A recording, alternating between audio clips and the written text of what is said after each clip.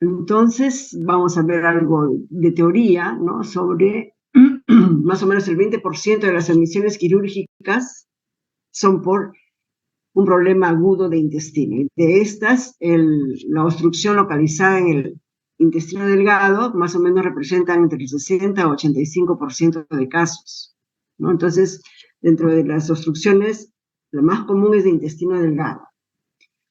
Y tiene una mortalidad aproximada de 5.5.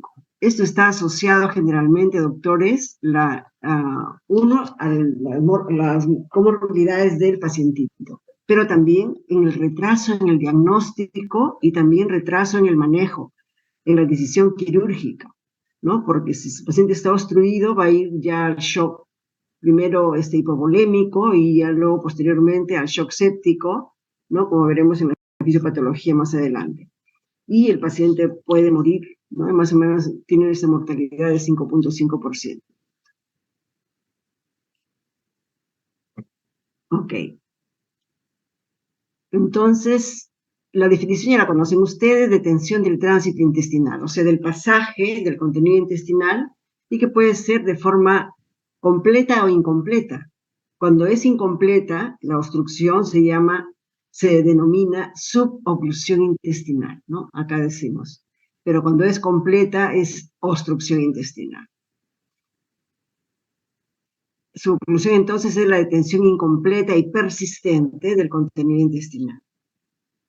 Existe también un cuadro clínico raro que se llama el síndrome de Ogilvy, que es una pseudoobstrucción intestinal, que no tiene una causa determinada, es idiopática. No se trata de una enfermedad crónica, dice, se caracteriza por síntomas de obstrucción intestinal recurrentes, sin datos radiológicos. Nosotros no estamos de obstrucción, nosotros le tomamos la radiografía y no está obstruido. Simplemente hay gran dilatación del intestino, ¿no? Y está asociado generalmente a enfermedades autoinmunes, infecciosas, endocrinas o psiquiátricas eventualmente, ¿no? Ahora, ese término estrangulación. La estrangulación ocurre cuando ya el intestino que está comprometido en la obstrucción ya no tiene riego sanguíneo y se gangrena, ¿no? Se gangrena. Entonces se dice que hay pérdida de la viabilidad del tejido. Acá tenemos, por ejemplo, este es un caso del Hospital Belén, donde nosotros, al abrir la cavidad abdominal, encontramos este intestino completamente necrótico, ¿no? Se trataba de una obstrucción en asa cerrada por una brida intestinal. Y es conocida desde la antigüedad, ¿no? Ustedes habrán leído en su Savistone, ¿no? También, desde Praxágoras, dice, desde antes de Cristo. Miren, realizó la primera operación de obstrucción intestinal, ¿no? Y le creó una fístula, dice, enterocutánea para aliviar la obstrucción intestinal. Y Treves define, ¿no? Hace un ensayo sobre la obstrucción intestinal y la define como diversos procesos, dice, de distinto carácter, que poseen la capacidad común de obstruir el paso de la materia fecal a lo largo del intestino, ¿no? Y dentro de sus conclusiones, ya Sir Frederick Treves recomienda la intervención quirúrgica temprana para resolver esta anomalía y no esperar que el paciente se complique. La clasificación la he tomado de acá del Savistone, ¿no? De acuerdo a diferentes parámetros como el origen, el inicio, la extensión, la localización, los efectos sobre el intestino, ¿no?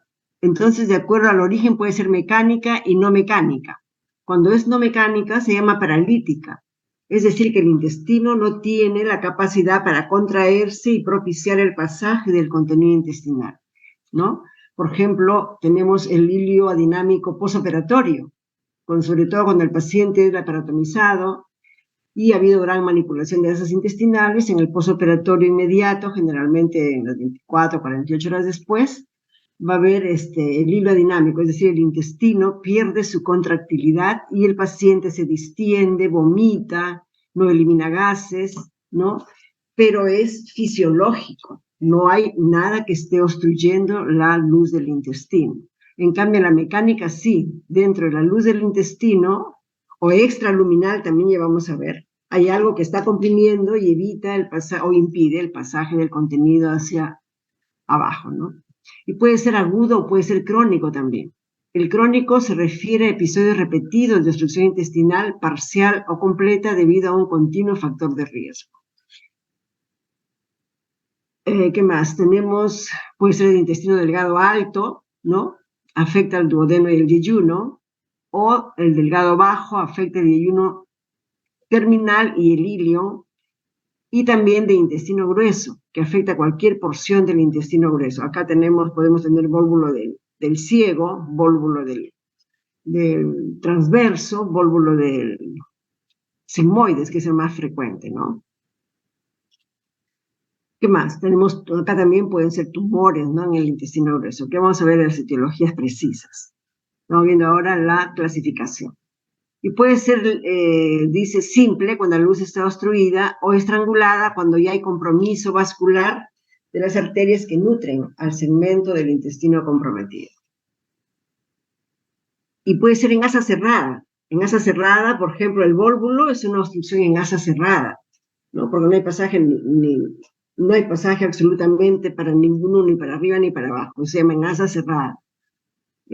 Característica de este tipo de obstrucción es en asa cerrada, ¿no? ¿Hasta ahí tienen alguna pregunta? Perdón. Entonces, como dijimos, las causas pueden ser fuera del intestino, de la luz del intestino, pueden estar en la pared del intestino o dentro de la luz del intestino. Dentro de las que están fuera de la luz intestinal son las adherencias, la principal causa de obstrucción. También tenemos las hernias. Hay que tener en cuenta, doctores, que las hernias, ya veremos cuando nos toque esa clase, pero desde ahora debemos tener en cuenta que las hernias pueden ser externas o también pueden ser hernias internas, ¿no? Dentro de las hernias internas tenemos las hernias diafragmáticas, que pueden ser congénitas y pueden ser traumáticas, postraumáticas, ¿no? Entonces, ¿qué pasa ahí con las hernias diafragmáticas? Hay un defecto en el diafragma y el intestino se desplaza hacia el tórax y queda atrapado, cualquier segmento de intestino, y puede incluso hasta necrosarse. Esa sería una hernia característica, hernia interna. Y otra de las hernias internas son las hernias obturatrices, ¿no? Que se encuentran en la pelvis, ¿no? Que tampoco uno cuando examina al paciente no la ve porque está dentro de la cavidad pélvica, ¿no? Entonces son hernias internas. Y las externas ya son todas las que conocemos, ¿no? Las umbilicales, las de la línea media, ¿no? Que pueden ser epigástricas o también pueden ser inguinales, crurales y también en la parte posterior. No olvidar, doctores, que también el abdomen, no solamente la parte delantera, sino también detrás, desde la punta de las escápulas por la parte posterior hasta incluyendo los glúteos inclusive. Y ahí tenemos en la región lumbar dos triángulos, ¿no? De debilidad, a través de los cuales puede protruir también y formarse un saco herniario y también con contenido, ¿no? Que son las hernias lumbares. Ok. ¿Qué más tenemos por acá? Dentro de las vólvulos también hemos visto, vólvulos de intestino delgado, hay vólvulo de estómago, ¿no? También, de intestino delgado y del grueso. Invaginación o intususcepción, que es su sinónimo también, que es más frecuente en los niños la invaginación, ¿no?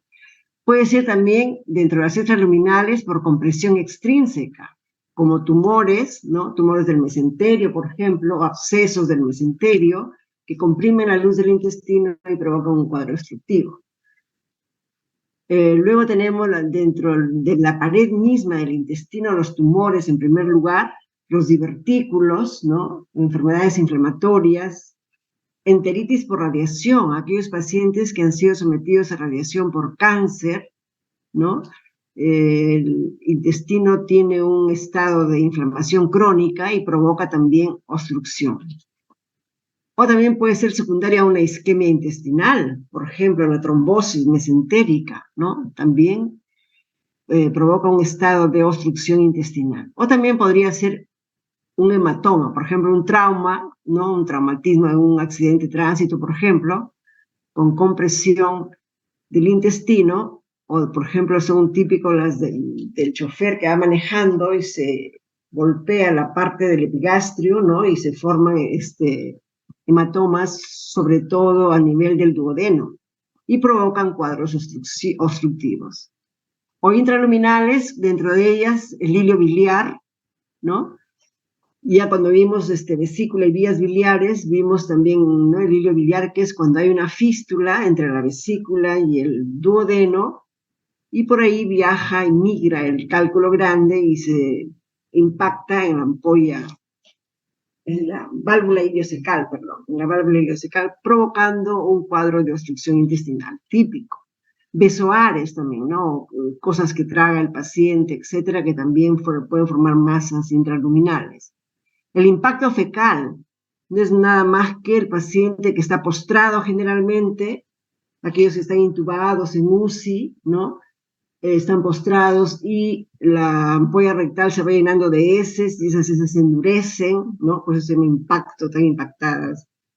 Y provoca un cuadro obstructivo, ¿no? Y acá, a propósito del impacto fecal, dentro del examen físico, nunca debe faltar en un paciente con obstrucción intestinal el tacto rectal, ¿no? Entonces yo simplemente haciendo un tacto rectal puedo detectar un impacto fecal, que son heces duras, pétreas, o también un tumor que esté provocando, ¿no?, en la parte baja la obstrucción intestinal. Otros cuerpos extraños, que ya también les he dicho, que a veces el pacientito, sobre todo aquellos que tienen problemas psiquiátricos o los homosexuales, a veces con juegos sexuales, se introducen cuerpos extraños por el recto y provocan obstrucción distal, ¿no? Obstrucción a nivel del sigmoides o del recto generalmente. Los parásitos, masas de parásitos, sobre todo en niños, ¿no?, pueden también, dentro de la luz intestinal, provocar obstrucción. Pueden haber también lipomas intestinales, ¿no?, dentro de la luz del intestino. Entonces, al principio les hablé de obstrucción mecánica cuando hay algo, ¿no?, un tumor, o todas las cosas que les acabo de decir, o funcional, que es el hilio adinámico, ¿no es cierto? Entonces, este es un resumen que también está en sus hábitos de la clasificación de la obstrucción intestinal: mecánica, funcional, ¿no?, y con sus diferentes formas: extraluminales, intraluminales, intramurales, intussuscepción, vólvulo, y también puede ser en los recién nacidos también, ¿no? Ustedes han llevado cirugía pediátrica y ahí también hay algunas causas de obstrucción. Y también cuando otra clasificación es no complicada, cuando hay buena irrigación del intestino, está obstruido, pero todavía hay buena irrigación, no hay peritonitis, no hay necrosis. ¿Ya? Y también el hilio adinámico, que también está considerado dentro de la obstrucción intestinal, pero es una obstrucción por falta de peristaltismo del intestino, ¿no? En envenenamientos también, algunas sustancias tóxicas pueden causar también un hilio dinámico, ¿no? Este es un resumen también sacado del Savistton, ¿no? Entonces, dentro de las causas, las adherencias intestinales se llevan al primer puesto, ¿no?, más del 60%.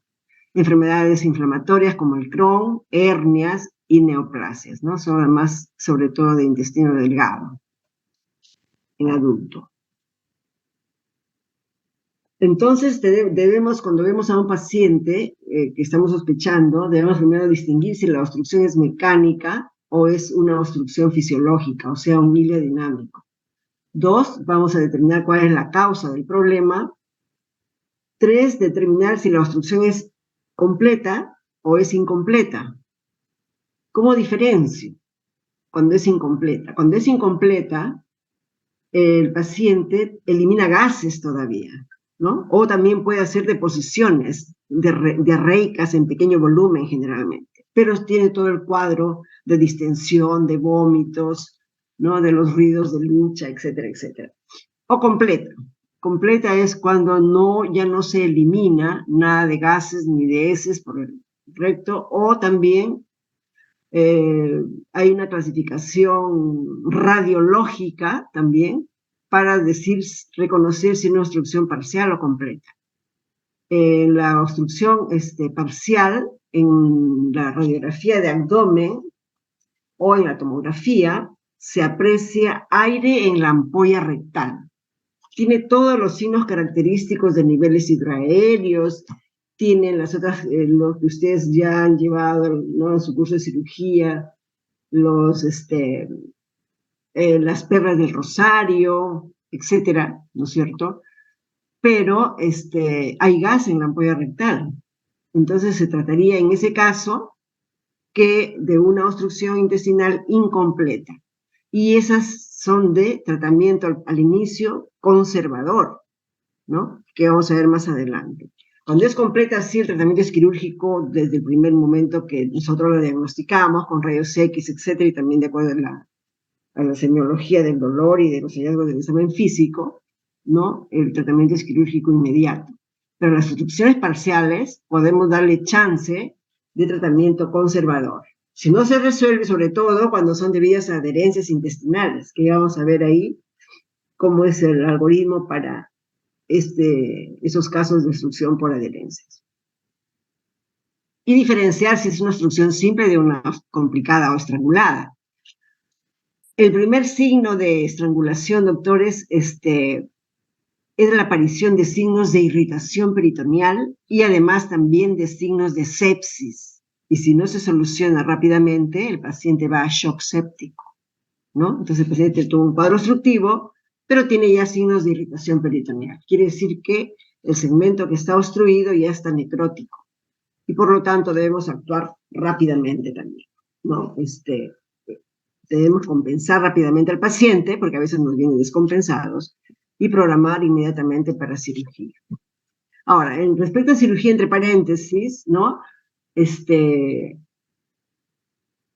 la paratomía en la mayor parte de casos, pero eventualmente, atención, eventualmente la resolución laparoscópica también puede ser factible en un paciente con obstrucción intestinal, siempre y cuando no tenga signos de irritación peritoneal, siempre y cuando no tenga muchas intervenciones, cicatrices abdominales, y también el otro parámetro para decidir si lo hago laparoscópico o lo hago quirúrgico es la presencia de distensión abdominal, ¿no? Si la distensión es leve, ¿no?, el paciente no tiene muchas cicatrices postquirúrgicas, puede ser el cuadro resuelto con cirugía laparoscópica y se hace la lisis o la destrucción, lisis quiere decir destrucción, o liberación generalmente de las adherencias, o la resección del tumor, o la desvolvulación, si es en caso de intestino delgado que no está necrótico, también se puede hacer por vía laparoscópica. O sea, no en el 100% de pacientes no es 100% laparotomía. Hay algún grupo selecto de pacientes que se benefician de la laparoscopía, con todos sus beneficios, ¿no? Con todos los beneficios de menor ilio posoperatorio, menor estancia hospitalaria, menor dolor, ¿qué más? Estético, etcétera, ¿no? Hagamos la diferencia acá del hilo paralítico o fisiológico y del hilo mecánico, o la obstrucción, ¿no?, por algo que está ahí definitivamente obstruyendo. El dolor abdominal en el hilo paralítico es mínimo, ¿no? En cambio, en el dolor de la obstrucción es progresivo y es intenso, tipo cólico. En el hilo paralítico hay náuseas y vómitos, sí, también en la obstrucción mecánica. El abdomen está distendido en el hilo paralítico y igual también en la obstrucción mecánica. El paciente en el hilo paralítico no elimina flatos, tampoco no hace deposiciones, igual también en obstrucción mecánica, ¿no? Los ríos hidroaéreos están disminuidos o ausentes, ¿no? En el hilo, lo más común es que estén ausentes en el hilo paralítico o adinámico, ¿no? En cambio, en la obstrucción mecánica, los ríos hidroaéreos están presentes y sobre todo exacerbados en número y en intensidad, ¿no? Se llaman ruidos de lucha, ¿no? Signos de los ruidos de lucha cuando uno ausculta el intestino, y son de timbre metálico, ¿no? Y en la radiografía del hilo paralítico hay distensión de asas delgadas y gruesas, ¿no? A diferencia, en la obstrucción mecánica, el segmento, dependiendo si es intestino delgado o si es grueso, solamente se va a distender el intestino delgado en los casos de obstrucción de hilo o de iuno, y el colon cuando es obstrucción baja, ¿no?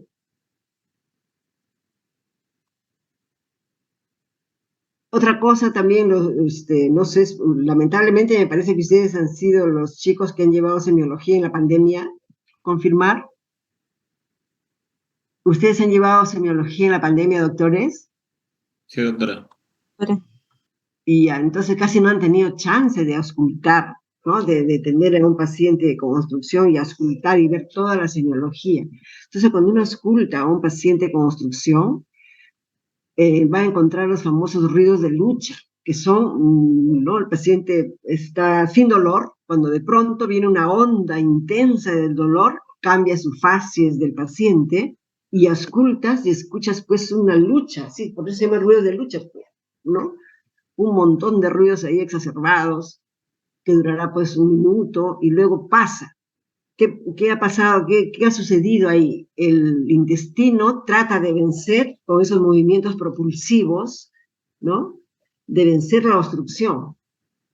Entonces, hasta que, como no puede vencer la obstrucción, realmente se relaja el intestino y viene de nuevo un silencio abdominal y calma el dolor del pacientito.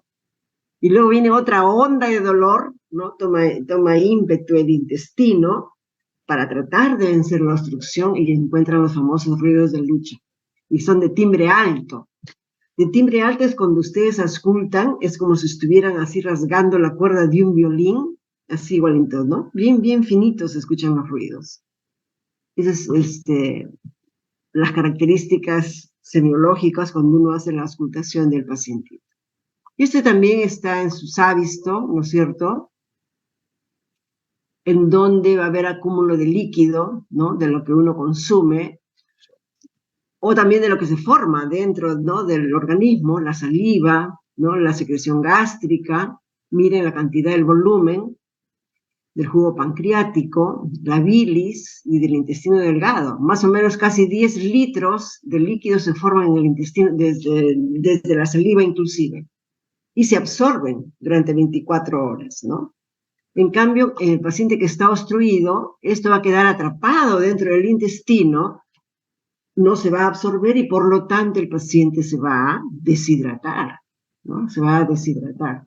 Esa es la causa, ¿no? Entonces, ¿por qué la superficie de absorción no funciona en la obstrucción y entonces se acumula todo ese líquido dentro del intestino, por eso que se distiende? Además, también se forma gas dentro del intestino que contribuye a la distensión intestinal, ¿no?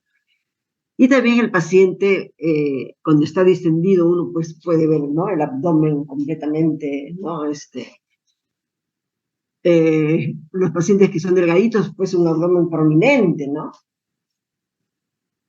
Entonces, cuando tú ves un abdomen así, en la literatura dice que hay que descartar de un paciente que tiene ascitis. No sé si ustedes habrán visto también pacientes con ascitis, ¿no? Tienen el abdomen bien, ¿no?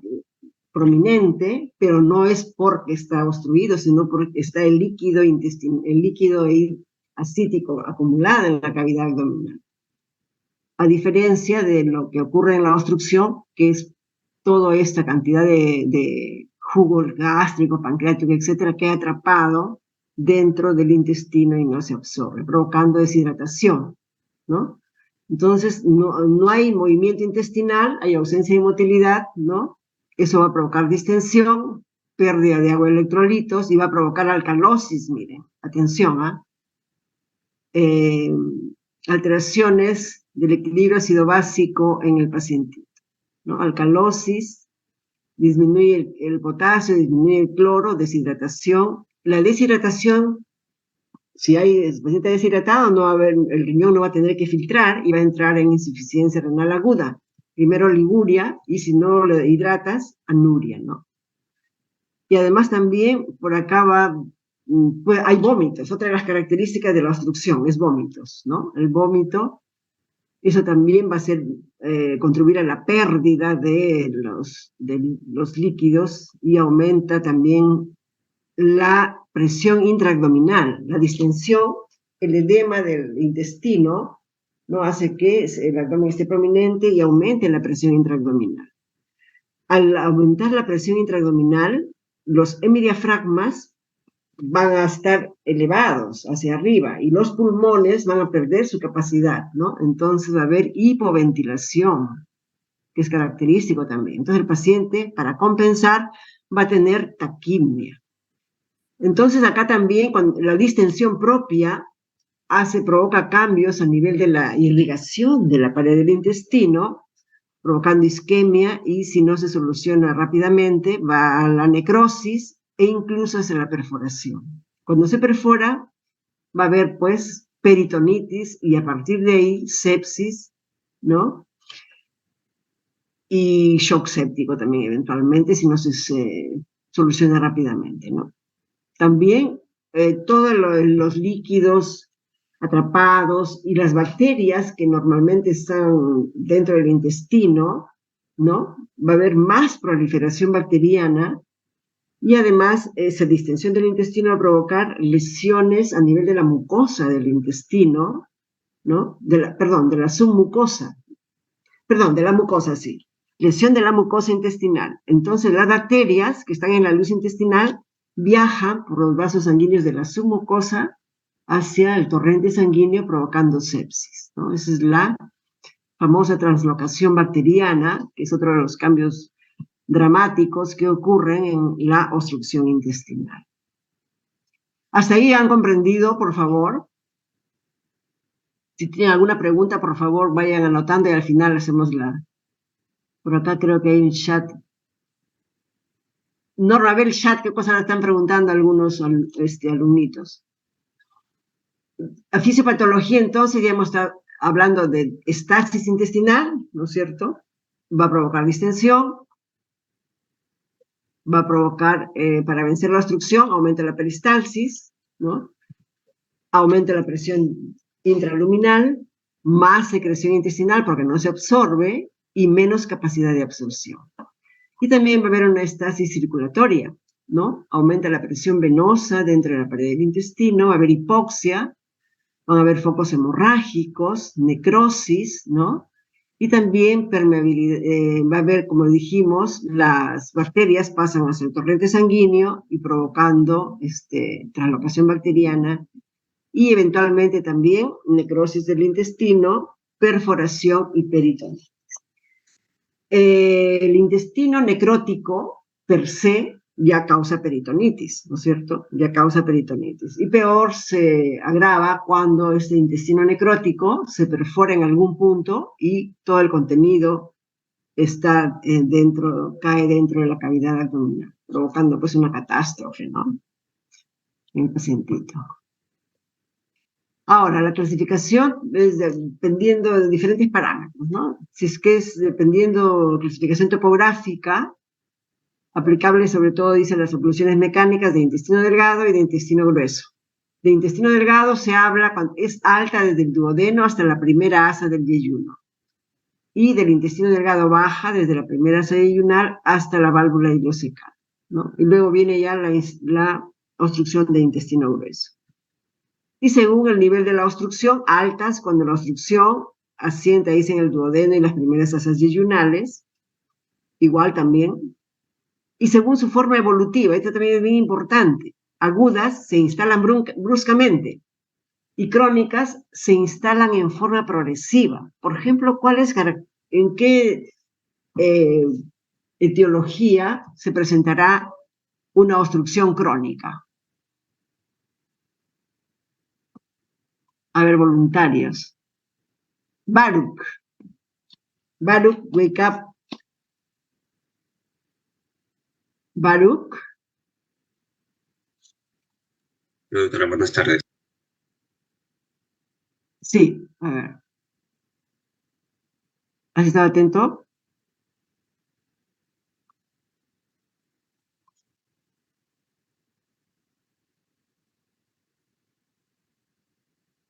Sí, doctora, puede ser las adherencias o incluso puede ser tumores también, ¿no?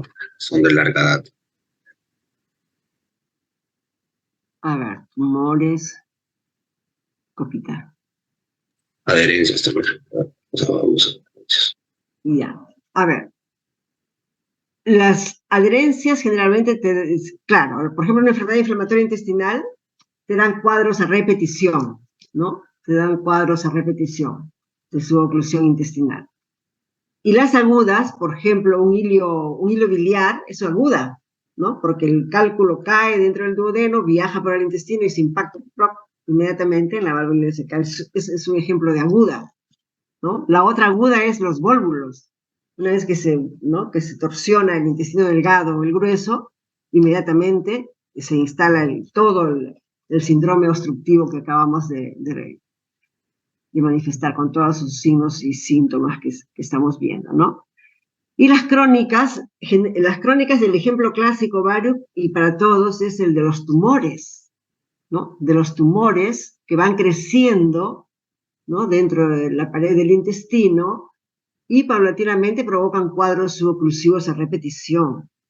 Pero hay que tener en cuenta también, doctores, el estado general del paciente. Cuando uno está presumiendo que se tratase de un tumor, generalmente el cuadro clínico es de un paciente con síndrome consuntivo, con pérdida de peso generalmente, anémico, ¿no? Y eventualmente puede palparse ¿no? en el examen físico alguna masa, ¿no? Alguna masa, una tumoración. Entonces, una de las características de las crónicas son por las enfermedades intestinales inflamatorias y eventualmente también por los tumores, ¿no? Tumores de la luz intestinal.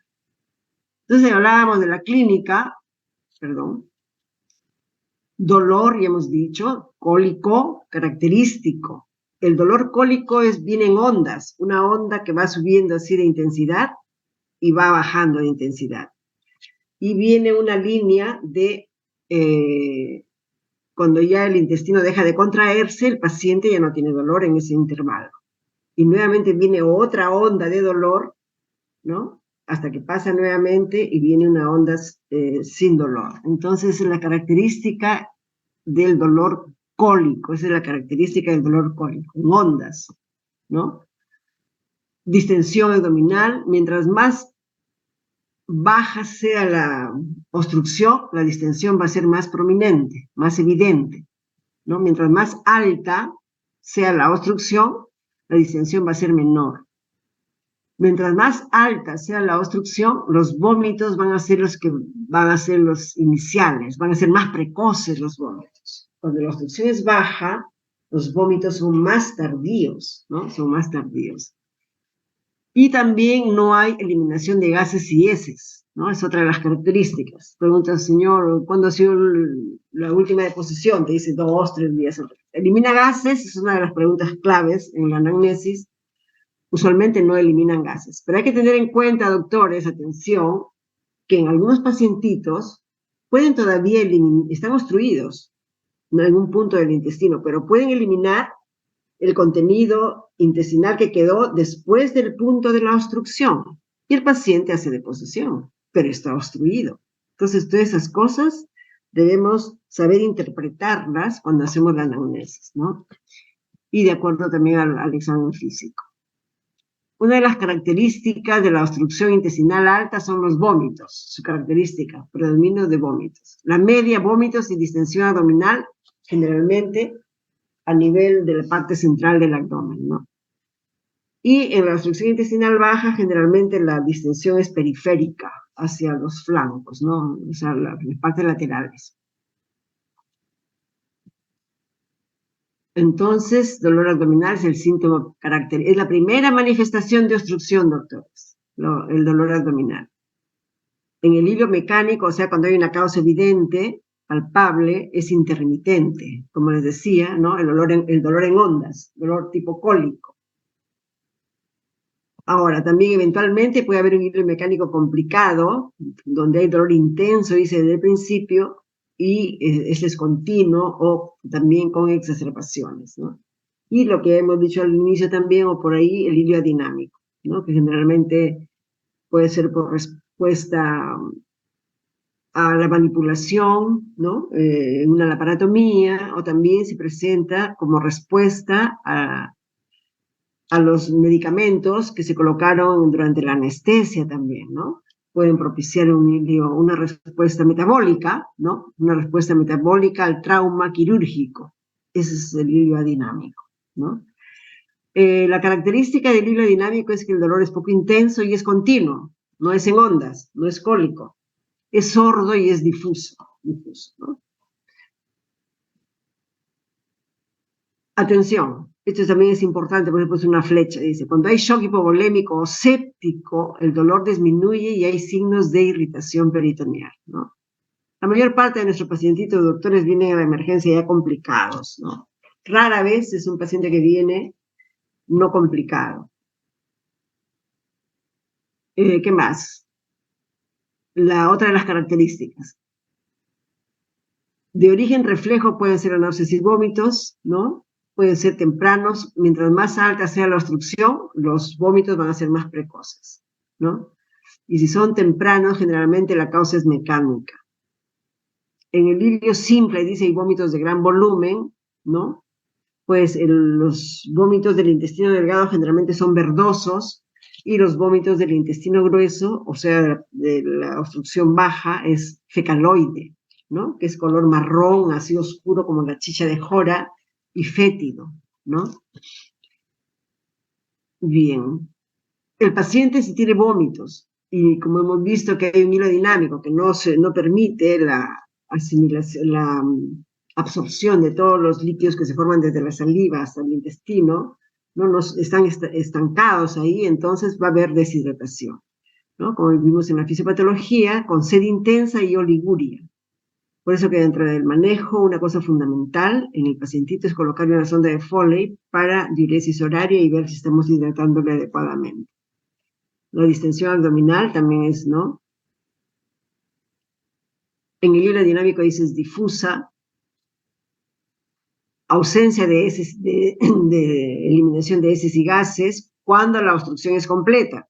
Pero hemos dicho que el paciente puede tener obstrucción incompleta y puede todavía estar eliminando heces y gases, ¿no? Eso no significa que no esté obstruido. Eventualmente también pueden haber heces diarreicas, ¿no? Obstrucción incompleta o cuando es una pseudoobstrucción. La pseudoobstrucción es el famoso síndrome de Ogilvy, ¿no? Ya hemos visto por ahí. O también puede tener sangre. ¿Cuándo? Cuando generalmente el ejemplo clásico es cuando hay estrangulación de las asas intestinales. Miren el intestino cómo se pone cuando está necrótico, ¿no? O también cuando hay isquemia de asas intestinales, como es en la intussuscepción. Ustedes saben que la intussuscepción es cuando un segmento del intestino se introduce dentro de la luz del intestino y queda atrapado, provocando obstrucción. Eso se llama intussuscepción. O también su sinónimo es invaginación, ¿ya? Y más común es a nivel iliocecal, o sea, el ilio se introduce dentro del ciego y queda atrapado ahí, provocando un cuadro obstructivo. Y el segmento que está dentro del intestino atrapado también puede necrosarse. Al necrosarse, ¿no? Va a haber eliminación de heces con sangre, ¿no? Con sangre oscura generalmente. Tenemos acá, este es un cuadro de un pacientito, ¿no? Al ver al pacientito hubiéramos pensado que se trataba de una obstrucción por adherencias, ¿no? Porque el paciente ha sido operado del apéndice. Entonces yo pensaría que es por adherencias, pero luego ya le hicimos las radiografías y se vio que era colónica, ¿no? Que era de un vólvulo del sigmoides, paciente que venía de la sierra. Una de las características del vólvulo del sigmoides es que el paciente es de altura, ¿no? Vive en la sierra, en las partes altas, 4.000, 4.500. A partir de los 3.500 para arriba, ¿no? Generalmente en esa población va a haber problemas a nivel del intestino, y el intestino, y además también por su forma de alimentación, generalmente a base de granos, etc. El colon, el sigmoide sobre todo, se va alargando, ¿no? Se va alargando, va creciendo. Entonces, al alargarse, tiene chance de volvularse, ¿no? Sobre su mesenterio y provocando el famoso cuadro obstructivo bajo por vólvulo de sigmoides. obstrucción de válvulas sigmoides es leer todo lo relacionado con válvulas sigmoides, por eso yo les he mandado con Norma un artículo, léanlo por favor, porque de ahí van a venir algunas preguntas, ¿ya? Que están actualizadas.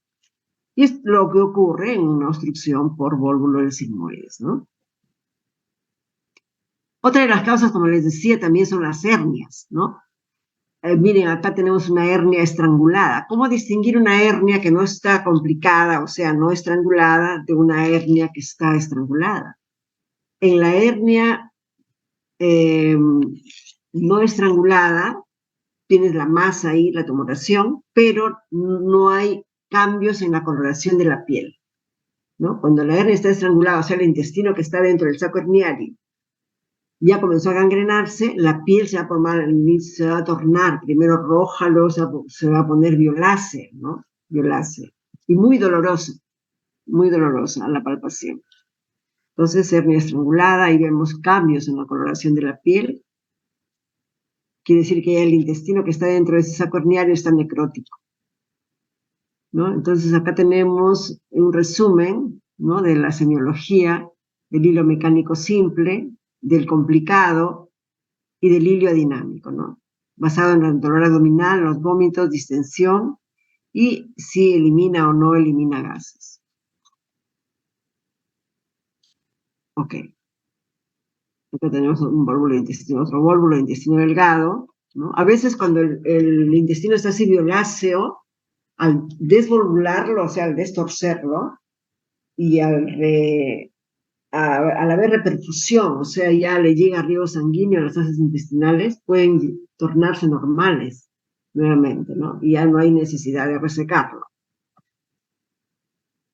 El diagnóstico es por la clínica, ¿no? Dentro de la anamnesis, ya los 4 signos característicos o 4 columnas vertebrales para basarnos en el diagnóstico son el dolor tipo cólico, ¿no? La distensión abdominal, las náuseas y vómitos, y también el estreñimiento y ausencia de eliminación de gases, ¿no?, de flatos.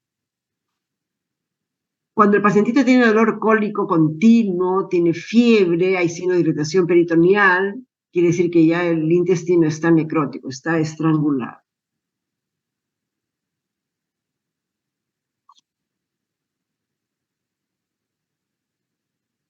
Tenemos que preguntar sobre las características del vómito. Ya les decía que los vómitos de la obstrucción alta generalmente son verdosos, ¿no? Y los vómitos tardíos, o sea, de aparición tardía, son de obstrucción baja, generalmente colónica, y son fecaloides, ¿no?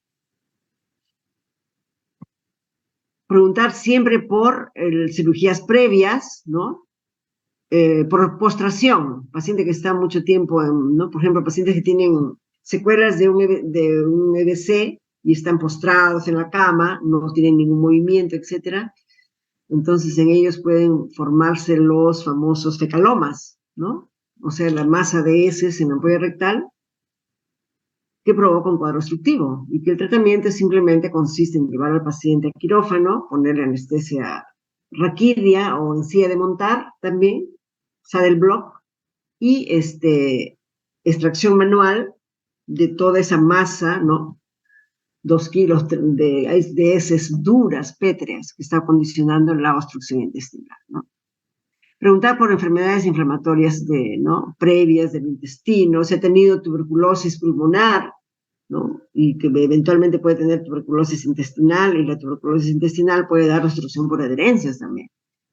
Si es que ha tenido cáncer o ha sido sometido a sesiones de radioterapia, o si ha tenido algún episodio ya previo de oclusión, y también antecedentes familiares de cáncer también, atención, porque hemos visto también otra de las causas de deceso. Este es un resumen de la semiología de lo que debemos buscar, ¿no?, en el examen físico. Y el tacto rectal acá está bien grande, ¿no? Ahí puedes encontrar tipos extraños, puedes encontrar tumores, ¿no? Fístulas, fisuras, también abscesos, ¿no? Un absceso rectal está protruyendo dentro de la luz del intestino, también puede provocar un cuadro de suboclusión intestinal. Entonces, el tacto rectal es fundamental en pacientes obstruidos, ¿no? ¿Qué más? ¿Qué vamos a pedir en el laboratorio? ¿No? El hemograma es fundamental. ¿Qué más? Debe haber, pues, leucocitosis con desviación izquierda. Atención, la amilasa sérica dice puede estar moderadamente elevada en la obstrucción intestinal, pero no 3 veces más su valor como en la pancreatitis. También la deshidrogenasa láctica también, ¿no? Sobre todo aumenta cuando hay isquemia o necrosis del intestino comprometido. Y además también debemos pedir un AGA y electrolitos séricos, que es cualquier examen de laboratorio le puede faltar a un paciente obstruido, menos este de AGA y electrolitos séricos. ¿Qué cosa vamos a encontrar ahí? Vamos a encontrar hiponatremia, hipocalemia, ¿no? Acidosis o alcalosis metabólica y elevación de la urea y creatinina. Nunca dejar de pedir el perfil renal, urea y creatinina, ¿no? Porque hemos dicho que la deshidratación, y como no puede tragar el paciente, no puede tomar líquidos, entonces disminuye la filtración renal y provoca insuficiencia renal aguda, ¿no? Y hay que tratarla inmediatamente para evitar que vaya a la insuficiencia renal crónica y el paciente se haga tributario de diálisis, ¿no? 3 diálisis semanales. Hipocloremia también hay, ¿eh? Hipocloremia, hipocalemia, hipocloremia. Ahora, dentro de los exámenes de imágenes, ¿no? Lo que tenemos más a la mano es, ¿qué cosa? Las radiografías de abdomen simple en la emergencia, ¿no? Y ahí tenemos hallazgos característicos. Ustedes me parece que tienen un curso de radiología, me parece, están llevando ahora uno que les enseñan a la radiología que deben de saber para su práctica clínica. Entonces acá vemos distensión de asas delgadas, difuso, ¿no? De asas delgadas.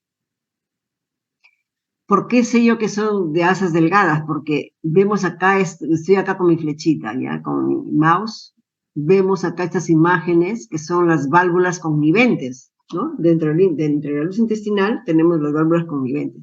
Y esa es la imagen característica de las válvulas conniventes, bastante distendido. Y acá nos llama la atención, ¿no? Eso de acá.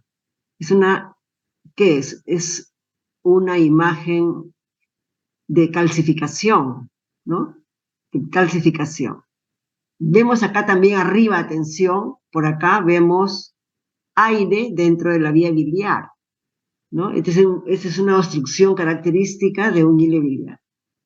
En esta placa, ¿cómo está el paciente? ¿Está acostado o está de pie? Esta es lo que estoy señalando acá, con mi mouse. Voluntarios. A ver, la doctora Tasilla, en esta placa de acá de la izquierda de mi PC, ¿el paciente está acostado o de pie? ¿Cómo diferenciar una radiografía de pie de una en decúbito? Voluntarios.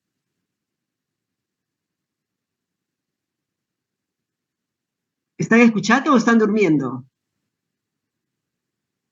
No encuentro voluntarios. ¿Por los niveles, doctora? Por los niveles hidroaéreos, ¿no? Acá no tiene niveles, en esta placa no hay niveles hidroaéreos, ¿no? Solamente hay gran distensión de asas delgadas, ¿no? Y una imagen acá calcificada. Tampoco hay gas en la ampolla rectal, ¿no? No hay gas acá en la ampolla rectal. Entonces, esto es una radiografía. Siempre se deben de pedir las dos incidencias, en decúbito y de pie. Cuando el paciente está de pie, que es esta placa de acá, se van a ver los famosos niveles hidroaéreos, ¿no? Que se ven acá, miren. Esta línea que parece una línea trazada con una regla, ¿no? Y encima la imagen radiolúcida, que son los niveles hidroaéreos. Y acá vemos que no hay gas en la ampolla rectal tampoco.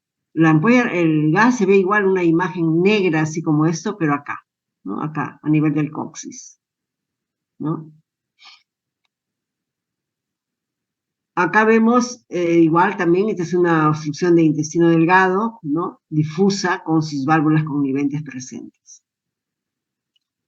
El intestino grueso tiene las austras, ¿no? Las austras, esas onditas que tienen, ¿no? Cada cierto espacio a lo largo del intestino tiene las austras. Pero ¿cómo diferencia una austra de una válvula? Las válvulas conniventes, estas líneas radiopacas que ven acá, que estoy señalando, van de pared a pared, ¿no? Van de pared a pared. En cambio, las austras solamente van hasta la mitad del intestino grueso, esa línea blanca. Entonces, yo así puedo diferenciar cuando es una austra, porque a veces hay intestinos delgados que parece que fueran colon, pero tiene sus válvulas conniventes, por eso digo yo que es intestino delgado, ¿no? Bien. Y características también clínicas de un vólvulo, ¿no? Ya el grano de café, famosa, ¿no? En el vólvulo de los sigmoides. Acá tenemos otras plaquitas, que es el collar de perlas, ¿no? Que son unas de aire que remedan el collar de perlas, ¿no? Características de obstrucción de intestino delgado. Y esta es una distensión, miren, masiva de intestino, del colon, ¿no?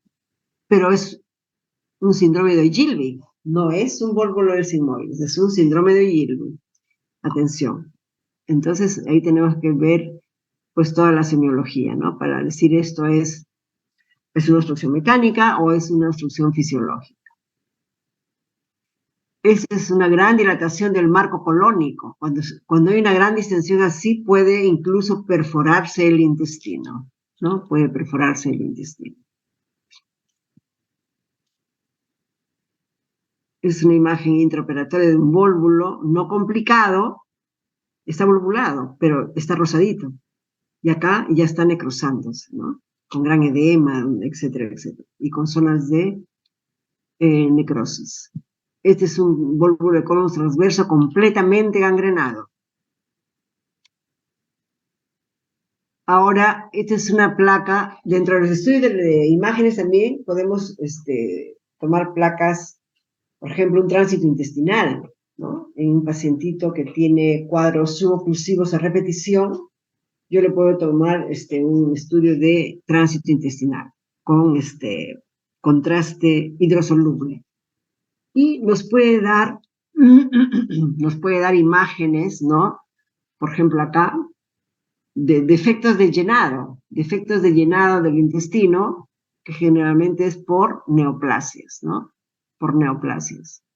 Acá también. Miren cómo la luz del intestino, cómo se hace más delgadita. Hay pasajes, sí, abajo, pero miren el calibre, cómo ha disminuido, porque dentro de esto está un tumor, ¿no? Y las hernias, acá tenemos también, ¿no? Acá, por ejemplo, acá estamos viendo a nivel de la pelvis, ¿no? Aquí en la región inguinal, vemos ahí asas intestinales, ¿no? Que son las hernias. Y acá tenemos dentro del escroto, atención, esta es una hernia inguinoescrotal, vemos asas intestinales dentro del escroto. ¿Ya? Ok, por acá tenemos otras radiografías, gran distensión de intestino delgado, es una obstrucción por vías de adherencias, ¿no? Acá tenemos una hernia umbilical, que también causa obstrucción, ¿no? Acá se ha metido un asa intestinal y provocando un cuadro obstructivo, ¿no? Provocando un cuadro obstructivo. Y acá tenemos en la región inguinal también asa intestinal que protruye, ¿no? Ok, sigamos.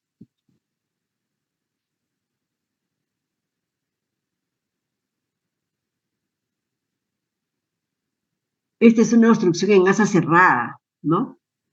Es una hernia interna, dice. Es una hernia interna en el mesenterio, ¿no? A través de un defecto en el mesenterio se ha introducido un asa intestinal y ha provocado ahí una hernia interna. Ha quedado atrapado ahí el intestino. El manejo, vamos al manejo. Entonces, una vez que ustedes ya tienen hecho el diagnóstico clínico, ¿no? No van a esperar todavía que le tomen los rayos X, porque puede ser que los rayos X estén en cola a los pacientes, y ustedes ingresaron a las 8, diagnosticaron a las 8 de la mañana, y recién le toman su placa a la 1 de la tarde, ¿no? El paciente va a estar esperando ahí rayos X en la camilla, deshidratadísimo, ya con sepsis, etcétera, etcétera, etcétera. Entonces el manejo, apenas hecho el diagnóstico, se instala el tratamiento, ¿no? Debe ser lo más rápido posible, dice, para evitar la morbilidad y la mortalidad por las complicaciones, ¿no? ¿En qué se basa el tratamiento? Una, corregir la deshidratación, o sea, el desbalance de electrolítico y metabólico, acidosis, ¿no? Acidosis o alcalosis. 2, descompresión precoz intestinal. ¿Con qué? Con sonda nasogástrica, ¿no? Y inmediatamente tomar la decisión. ¿Este cuadro clínico que tiene el paciente es de manejo quirúrgico o es una suboclusión intestinal? Y yo le puedo dar chance. Cuando es una suboclusión intestinal, yo le puedo dar chance al paciente con tratamiento médico, ¿no? 12 a 24 horas. Ya vamos a ver cómo. Y si no se soluciona en ese lapso de tiempo o el paciente se va agravando en ese intervalo donde yo le estoy dando un tratamiento conservador, inmediatamente tomaré la decisión quirúrgica, ¿no? Entonces dice, estamos ante una situación urgente que requiere un diagnóstico precoz y medidas rápidas. Y acá está el manejo conservador, el manejo inicial, atención.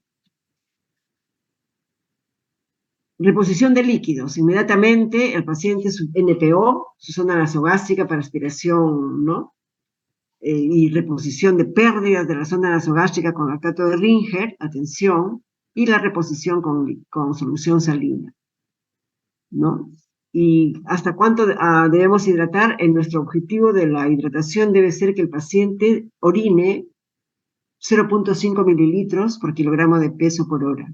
Entonces, para eso debemos poner al pacientito su sonda de Foley, ¿no es cierto? Corregir el desbalance electrolítico con retos de sodio, con retos de potasio, ¿no es cierto? Y monitorizar la diuresis. Eso es fundamental. Ahora, cuando es una obstrucción por vólvulo del sigmoides y el paciente no tiene signos de irritación peritoneal, podemos colocarle una sonda rectal también, cuando es vólvulo del sigmoides. E incluso con la sonda rectal se puede intentar desvolvular el sigmoides que está torcido, ¿no? Que está rotado sobre su meso. O la otra alternativa es también que el gastroenterólogo con el colonoscopio también haga la distorsión endoscópica del vólvulo, ¿no? Entonces, cuando tú tienes un paciente con vólvulo del sigmoides sin necrosis, o sea, sin shock séptico, ni tampoco signos peritoneales, el gol estándar, la primera medida es desvolvulación endoscópica, que lo hace el gastroenterólogo, y con reposición de todas las pérdidas, etcétera, etcétera, etcétera, y antibióticos. Una vez ya que se ha desvolvulado y el paciente ya se resolvió la obstrucción, lo programas en forma electiva para resección anterior del sigmoides. ¿Ya? Ese es el manejo de un vólvulo del sigmoides ideal, de un vólvulo del sigmoides que no está complicado. O sea, sin shock, sin sepsis, sin shock séptico y sin signos de irritación peritoneal. ¿Ya? Ok. Antibióticos, ¿no?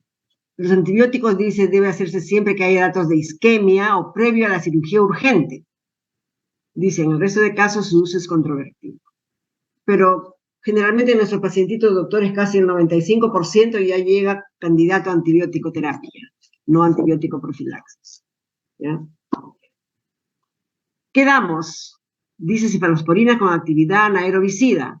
¿Cuál? Cefoxitina, cefotaxima. También podemos dar betalactámicos, ¿no? Monoterapia, amoxicilina con ácido clavulánico, o el pipetazo también es otro de los candidatos, ¿no? Ideales, o quinolonas. Pero las quinolonas ciprolevo asociadas a un anaerobicida. ¿Qué anaerobicida? Metronidazolo, clindamicina.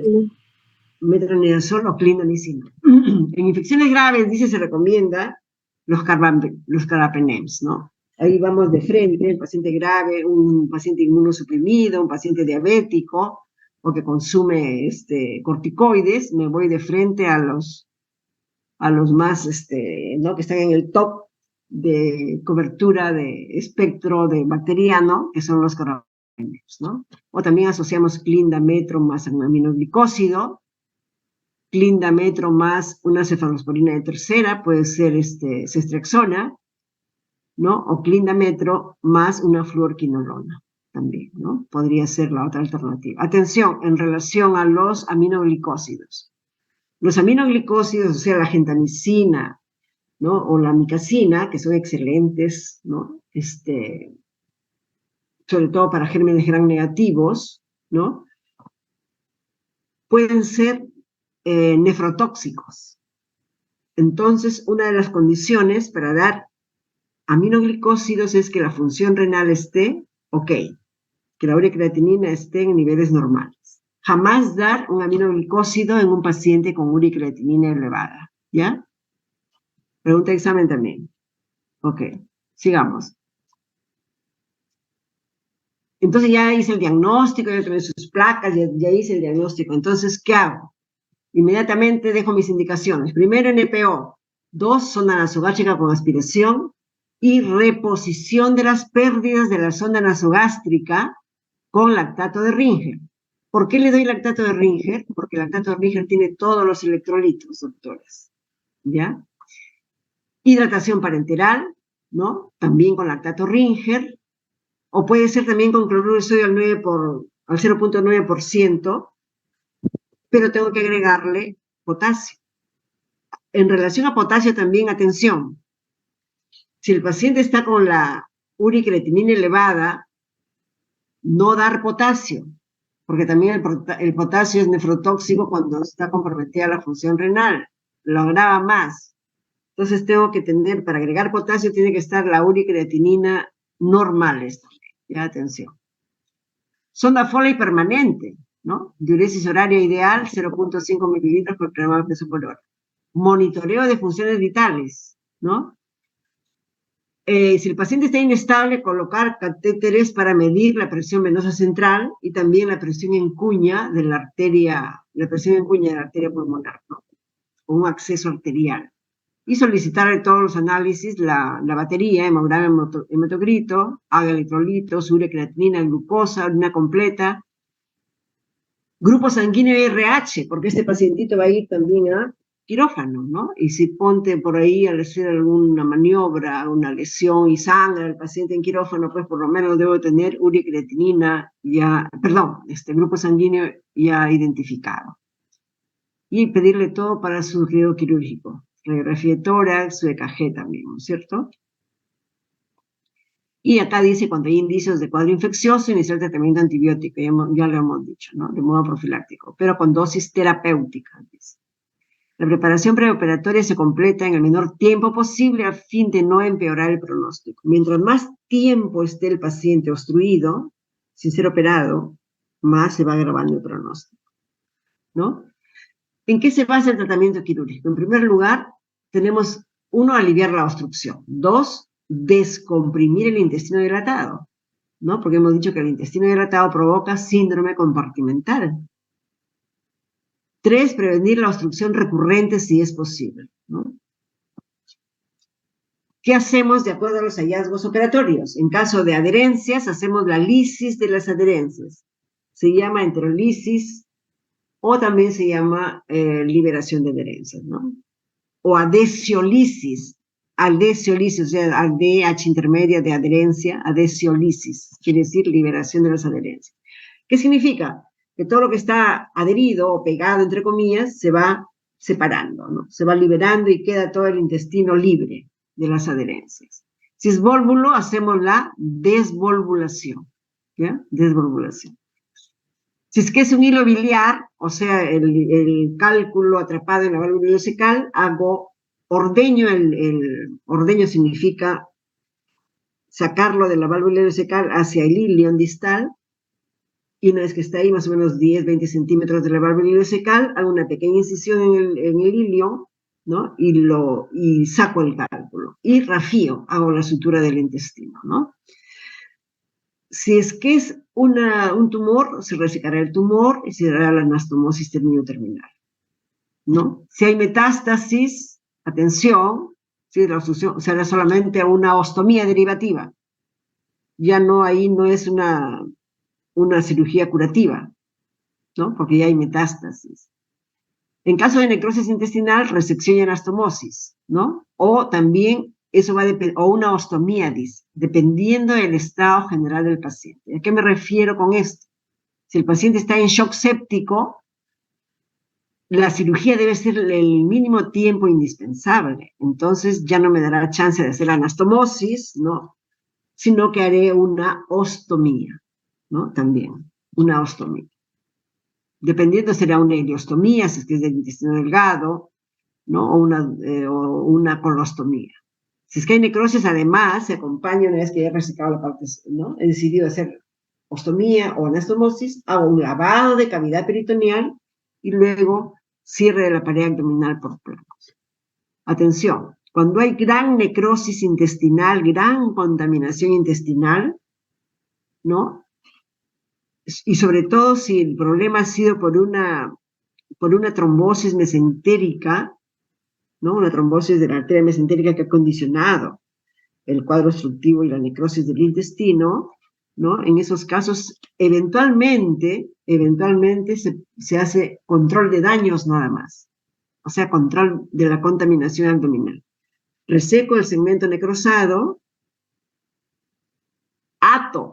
amarro los cabos del intestino, no hago la anastomosis, porque el paciente está séptico, está contraindicado. Lavo la cavidad abdominal y le pongo su bolsita de Bogotá, ¿no? Le pongo su bolsa de Bogotá. Y cuando el pacientito va a ir a la UCI, generalmente 48 horas, ¿no? Y después de 48 horas, cuando ya se estabiliza el paciente en la UCI, regreso a quirófano y ahí ya puedo hacerle la anastomosis, ¿no? La anastomosis intestinal. Entonces son decisiones que se toman en el momento, doctores, dependiendo del hallazgo intraoperatorio y de cómo está mi pacientito. Hay pacientes que están muy comprometidos en ellos, los pacientes que están graves, con sepsis, shock séptico, en ellos está indicado hacer el control de daños. Entonces simplemente reseco el intestino necrosado, ato los cabos proximal y distal, los amarro, le lavo la cavidad abdominal, le pongo su bolsa de Bogotá, el paciente va a la UCI para resucitación, para ponerle todo a niveles normales, todo su medio interno, y dentro de 48 horas regresa a quirófano ya estabilizado, ¿no? Y puedo hacer ahí ya la anastomosis terminal. Entonces, en obstrucción intestinal también, en algunos pacientes se les puede hacer control de daños, ¿no? En eso consiste el control de daños en un paciente obstruido. El paciente que está grave, que está con sepsis, shock séptico, ¿no? O que ya en el intestino necrosado se ha perforado y ha habido pura caca dentro de la cavidad abdominal, ¿no? Una peritonitis fecal. Es una catástrofe. Ahí también está indicado, doctores, cirugía de control de daños. O sea, lo que les estoy manifestando, ¿no? ¿Qué más tenemos? El bórbolo sigmoide, dice, cuando está con peritonitis, ¿no? Hay una peritonitis fecaloidea con pacientes inestables, se reseca el segmento necrosado, podemos hacer una colostomía proximal, ¿no? Y la parte distal se sutura y queda dentro de la cavidad abdominal. Ese tipo de colostomía se llama tipo Hartmann, ¿no es cierto? Y posteriormente, después de unos 12 meses, ¿no? No 12 meses, perdón, semanas, ¿no? Pasadas las 12 semanas, generalmente se cita al paciente para hacerle ya la restitución del tránsito intestinal. O puede ser también en un solo tiempo. En un solo tiempo significa resección del vólvulo, cuando el paciente está estable, no hay necrosis, ¿no? Y ahí sí le hago inmediatamente su anastomosis terminal, ¿no? En el vólvulo del ciego, hemos dicho que también es otro de los segmentos del colon que se puede volvular, se hace la distorsión, ¿no? y se le fija, el ciego se fija con unos puntitos seromusculares hacia la pared abdominal, ¿no? Hacia la pared abdominal, pero no anterior, ¿verdad? Sino en laterales, ¿no? En la parte lateral. Para que no vuelva nuevamente, porque generalmente el vólvulo del ciego es porque el ciego no está fijo, tiene una alteración congénita, ¿no? Del ciego, no está fijado. Entonces, está libre por ahí el ciego y ¡ploc! En algún momento se torsiona y provoca el vólvulo del ciego. Entonces, el manejo del vólvulo del ciego es desvolvulación y fijación, pexia se llama, ¿no? Ese proceso de fijarlo con puntitos hacia la pared abdominal posterior se llama pexia. Si hay necrosis, será resección y anastomosis primaria o resección con exteriorización del ilion distal, ¿no es cierto? Y después, posteriormente, se hará una anastomosis. Ese acá es un resumen, perdón, de la oclusión intestinal, ¿no? Ya hice el diagnóstico, inmediatamente voy a hidratar al paciente, ¿no? Corregir todo su desbalance hidroelectrolítico y su zona nasogástrica con aspiración y reposición de pérdidas por la zona nasogástrica. Si es de intestino delgado, si es que es completa hiperitonitis isquemia, inmediatamente instalo antibióticos y preparo a mi paciente rápidamente para una laparotomía. Si es que es una obstrucción por adherencias, ¿no? Si es que es una obstrucción por adherencias y es parcial, ¿cómo sé que es parcial? Hemos dicho, porque hay gas en la ampolla rectal, ¿no es cierto? Es parcial, no es total. Si no hay gas en la ampolla rectal, el paciente no elimina heces, quiere decir que es total la obstrucción, completa. O sea, está en este lado de acá. Si es que es parcial, o sea, elimina un poco de gases, un poquito de heces, ¿no? Y si que es por adherencias, al pacientito sí o sí le voy a poner sonda nasogástrica. Y a través de la sonda nasogástrica, cuando es por adherencias, atención, doctores, se coloca esta estrellita, dice acá, gastrografín, que es un medicamento, ¿no? Que es el diatrizoato de metilglucamina, que es nada más que un contraste hidrosoluble, ¿no? Que ahora todas las guías de obstrucción intestinal del intestino delgado por adherencias, y sobre todo cuando es una suboclusión intestinal, se le pone por la sonda nasogástrica y consigue liberar, miren, ¿no? Va viajando por todo el intestino, ¿no? Esta sustancia, y consigue vencer el punto que está obstruido, ¿no? Y puede mejorar y resolverse el cuadro de obstrucción por adherencias utilizando el gastrografín. Ya, atención, ¿eh? Pregunta de examen. Si mejora, atención, no el 100% con el gastrografín va a mejorar, ¿no? Si no mejora y ya el paciente sigue obstruido y ya tiene signos ya de isquemia o de peritonitis, va a la laparotomía. Pero si mejora, ¿no? Ya comienza a eliminar gases, heces, etcétera, la distensión cede, ya le instalaré progresivamente su dieta, ¿no? Primero con líquidos claros, de pequeño volumen, líquida restringida, luego será una dieta líquida amplia, y si la tolera ya pasa a dieta blanda, y si la tolera a dieta completa, ¿no?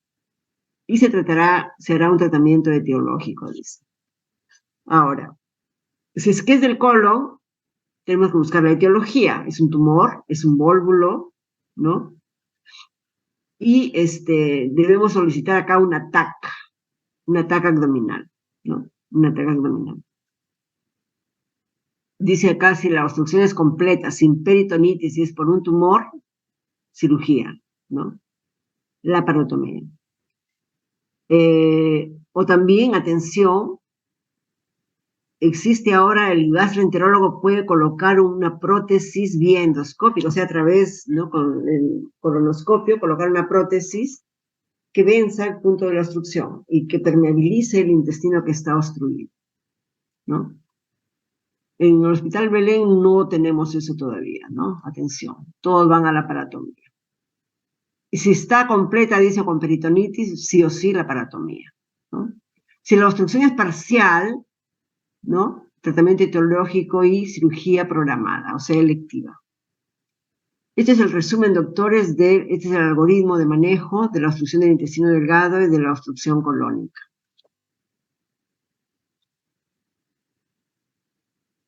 Atención, acá tenemos otro cuadrito bien bonito, ¿no? Exploración física, analítica, radiografía de tórax y abdomen, dice, ¿no? Acá dice obstrucción de intestino delgado por bridas. Si tiene un abdomen agudo, tiene peritonitis, cirugía urgente, ¿no? Si es que hay duda diagnóstica, atención, TAC abdominal. ¿Ya? ¿Cuál es la ventaja de la TAC abdominal? La TAC abdominal, el plus que tiene con respecto a una radiografía simple, donde vemos los niveles hidroaéreos, la ausencia de gas, etcétera, etcétera, etcétera, nos da también cómo está el intestino. ¿Está necrótico o todavía está irrigado? Por ejemplo, en un vólvulo, ¿no? Nos da ese plus la tomografía con contraste, ¿no? Nos dice si no hay isquemia intestinal, si es que hay isquemia, cirugía, ¿no es cierto? Si el ataque dice hay isquemia del intestino, cirugía urgente. Si hay ausencia de signos de isquemia, sobre todo cuando es de obstrucción de intestino por vías de adherencias, el gastrografín, ¿no es cierto? Y será radiografía, tú le das el gastrografín y le tomas, apenas pasas en esto, le vas tomando radiografías secuenciales, ¿no? A los 10 minutos, a la media hora, a las 2 horas, y de ahí radiografías seriadas, cada 6 horas, hasta que el contraste haya pasado hasta el colon, ¿no? Hasta el colon. Se van tomando radiografías. Ya, entonces, si es que pasó ya, le inicia la tolerancia oral, como hemos visto, ¿no? Si nuevamente tú le provocas, le das dieta líquida, como hemos dicho, pero nuevamente recurren los síntomas y no se resuelven, cirugía urgente, ¿no? Y si no hay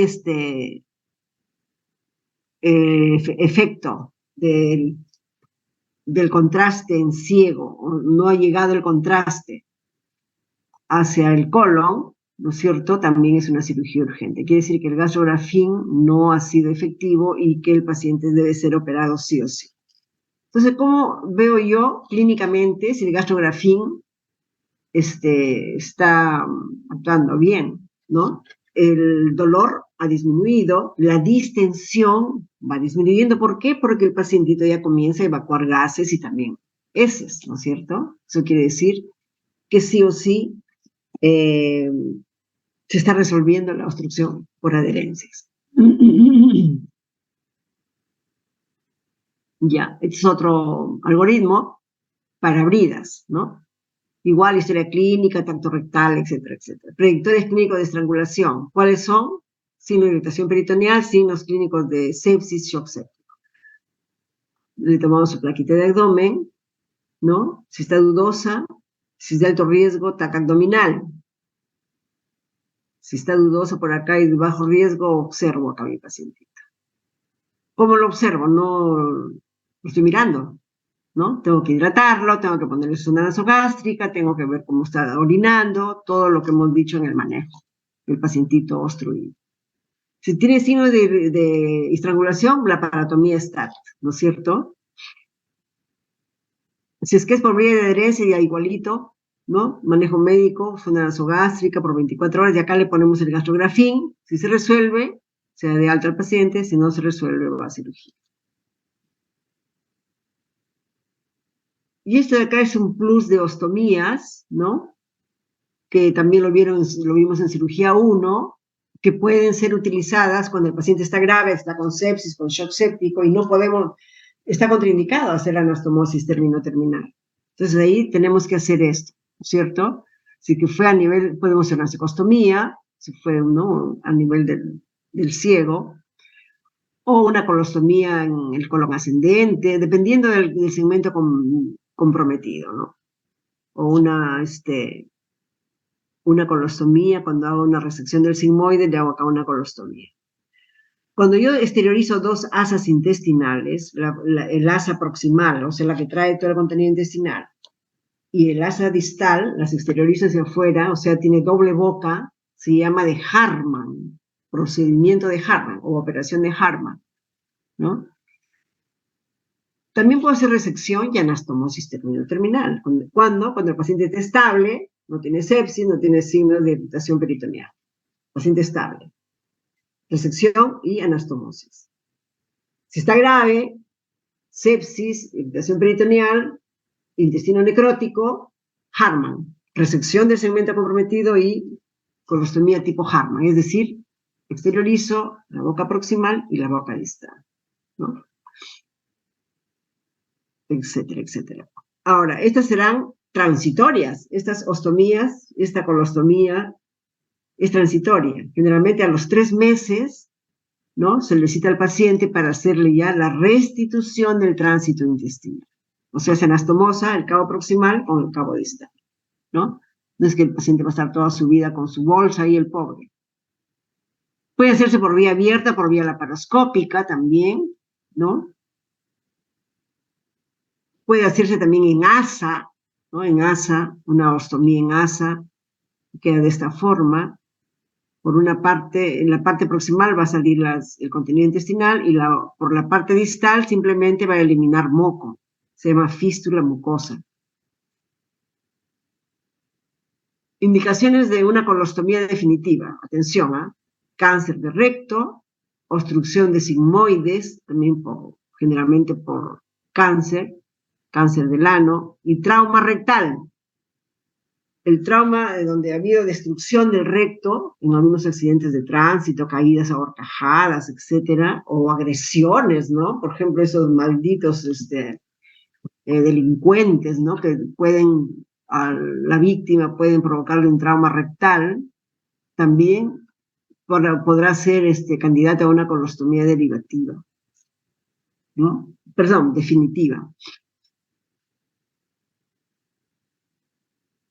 Está repetido acá. Ahora, ¿cuáles son los cuidados de una ostomía? Al pacientito se le colocará una bolsita, ¿no? Una bolsita que se llaman bolsas de colostomía o bolsita de Hartmann. Entonces ahí se acumula el contenido intestinal y se evacúa acá, ¿no? Dependiendo de cómo se vaya llenando, pero también se tiene que reponer las pérdidas que se juntan en la bolsita con sales de rehidratación oral, ¿no? Hay diferentes tipos de bolsitas. Ese de acá lo hice porque teníamos una práctica en el ICODEN, ¿se acuerdan? Para ver cómo el cambio de la bolsita de colostomía, etcétera, etcétera, etcétera, ¿no? Ok. Complicaciones de una ostomía, dehiscencia de la sutura, ¿no? Reacción al material de sutura, prolapso, o sea, se sale, o se ulcera también, acá hay una úlcera en el intestino, ¿no? Son complicaciones de las ostomías. Otra es la estenosis, o sea, se estrecha y se hunde, ¿no? O también la retracción. Puede haber también eventración, ¿no? A través de la herida, se llama una hernia paraostomal. Puede estar edematizado el intestino, pueden formarse granulomas a nivel de la herida, ¿no? Y bueno, eso en relación a pacientitos en los cuales son candidatos a hacer una ostomía. A ver, jóvenes, ¿tienen alguna pregunta?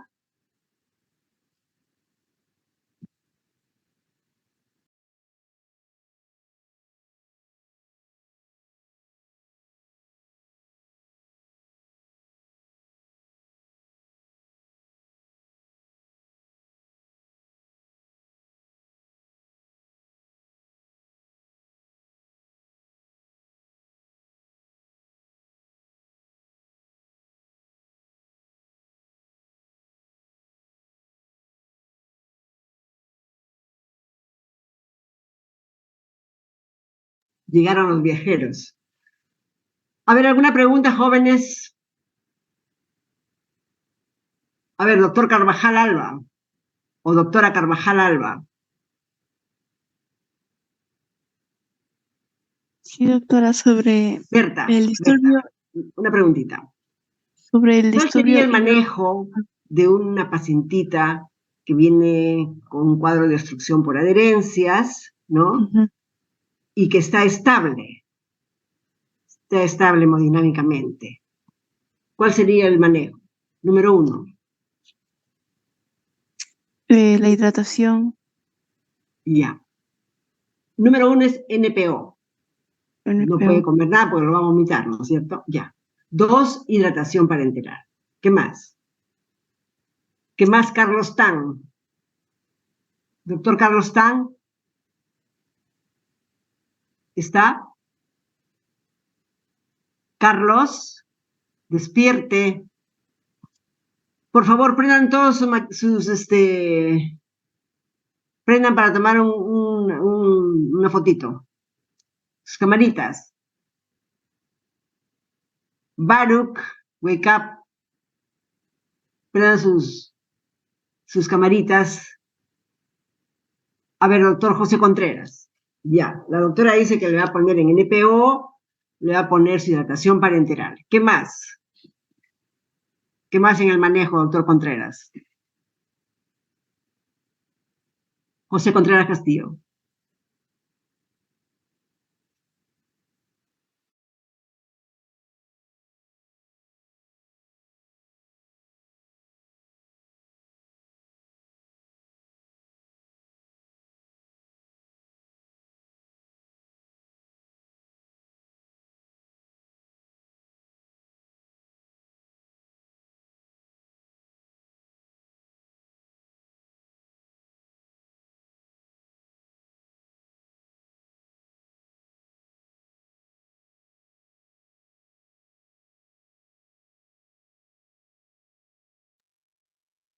¿Ahora me escucha?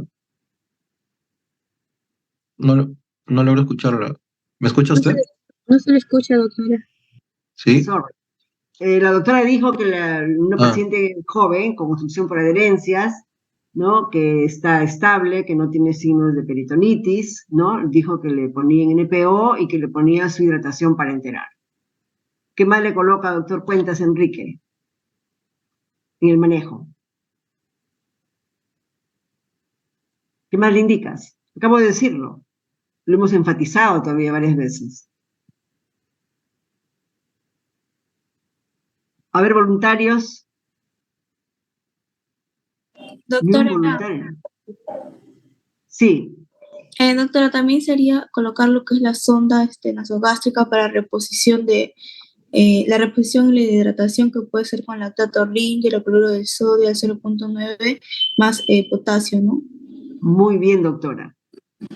Muy bien. Sonda nasogástrica con aspiración permanente y reposición de pérdidas con lactato de Ringer, porque tiene todo. Ya, ¿qué más? En adherencias, ¿qué más tiene un plus? Tiene ¿no? Ese tratamiento. ¿Qué le puedo pasar a través de la sonda nasogástrica para resolver las adherencias? Doctora Ventura, Stacy.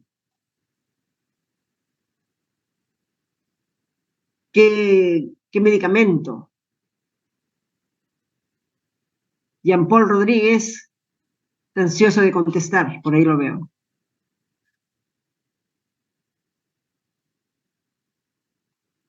¿Ah? ¿Nadie? Gastrografín, doctora. Gastrografín, pues doctores. El gastrografín, ¿no? Es lo último que hay en todos los protocolos ahora se habla del gastrografín, ¿ya? Porque tiene la bondad de ir pasando por todo el intestino, o sea, intraluminalmente, por supuesto, ¿no? Y cuando ya se toman las placas, ¿no? Secuenciales, como hemos dicho, primero a los 10 minutos, luego a la media hora, a las 2 horas, y luego cada 6 horas, durante 24, hasta que van tomando placas secuenciales hasta que el contraste llegue hasta el recto, ¿no? O sea, se quiere decir que ya se solucionó el cuadro de obstrucción intestinal. ¿Ya? Entonces, no se olviden. El gastrografín está indicado en pacientes con obstrucción por adherencias, pero que no tenga signos de sepsis ni de peritonitis, ¿no? Y irritación peritoneal, o sea, que no tenga irritación peritoneal. Entonces ahí sí, pero si el paciente ya fuera por obstrucción por adherencias, pero ya está con signos de irritación peritoneal, está con sepsis o shock séptico, ahí ya el gastrografín no hace nada ya, no está contraindicado, es más, ¿no? Está contraindicado, ¿ya? Muy bien. A ver, vamos a ver, acá. Doctor Aguirre, Ricardo, Ricardo Aguirre, ¿está? Celeste García. Celeste García, ¿está? A ver, la doctora Norma Yengle. ¿Está Norma? Tampoco. Ya un montón se han ido. A ver, voluntarios. Hago la pregunta. Paciente anciano que viene con un cuadro de vólvulo del sigmoides y que está con signo de irritación peritoneal, tiene sepsis y está con shock séptico. ¿Cuál es el manejo? El manejo definitivo. O sea, el manejo inicial es lo mismo que en la obstrucción por adherencia, ¿no? NPO, sonda nasogástrica, sonda de Foley para diuresis horaria, antibióticos. Me refiero al tratamiento quirúrgico. ¿Qué haré ahí? En un paciente con vólvulo sigmoide gangrenado. Baruch.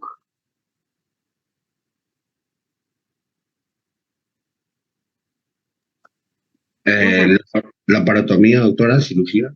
Ya, la parotomía, pero ¿qué más? Ya, le abro la barriguita, le encuentro el sigmoide gangrenado, ¿qué hago? Saco esa parte, Ya, resección. la restricción y hago una ostomía del paciente. Una ostomía, muy bien. Tipo Harman, ¿ya? O sea, doble boca. Boca proximal, boca distal. Muy bien. Ok. En esta semana además tenemos que ver en la teoría heridas y quemaduras, ¿ya? Entonces, ¿qué te vacilas hoy? Te hacen barra por ahí, varón, ¿eh? Tienes tu mancha por ahí. Tienes tu barra, ya, ok. Entonces mañana, ustedes son mañana me toca con el 6-1, ¿ya? Entonces mañana vamos a hacer la teoría pero lean por favor, de heridas, ¿no? Y de quemaduras, ¿ya? Cuando hablo de heridas, son todas las heridas quirúrgicas y las heridas traumáticas, ¿ya? Las heridas traumáticas. Y el manejo de quemados, ¿ya? Y luego tenemos ahora en lugar del caso clínico me han explicado que ya no se hace el caso clínico, sino que se presentan preguntas, así como hizo la doctora Sarvia ayer, ¿no? Y el grupo que está designado para el caso clínico responde a las preguntas, ¿no? Se les toma también un examen general a todos, así como hizo la doctora Sarvia, de 20 preguntas, ¿no? De los temas a tratar, ¿ya? Entonces los temas a tratar será el examen, serán de los 3 temas: obstrucción intestinal, heridas quirúrgicas y traumáticas, y de quemados, ¿ya? Lean, por favor, lean su Savistton, lean el protocolo de manejo del vólvulo sigmoides, que 2 artículos bonitos les he mandado con la doctora Yengle. Leanlo y también lean su Savistton, y para quemados lean el ATLS, por favor, ¿ya? Muy bien, damos por concluida la sesión. Hemos avanzado un poco por lo menos, porque si no sería muy cansado de las 3 teorías en una sola tarde, ¿no? Nos dormiríamos ahí todos. Bien, entonces hasta mañana, jóvenes. Estudien bastante, ¿ah? Y también vamos a hacer el famoso, ¿cómo se llama? Cuando revisan las preguntitas en la pizarra, el banqueo, ¿no? Que les encanta a ustedes. Vamos a hacer banqueo, ¿ya? Ok, muy bien. Hasta mañana. Nos vemos. Bye bye. Mañana, doctora. Buenas noches. See you tomorrow. Bye bye. Gracias, doctora. Chao.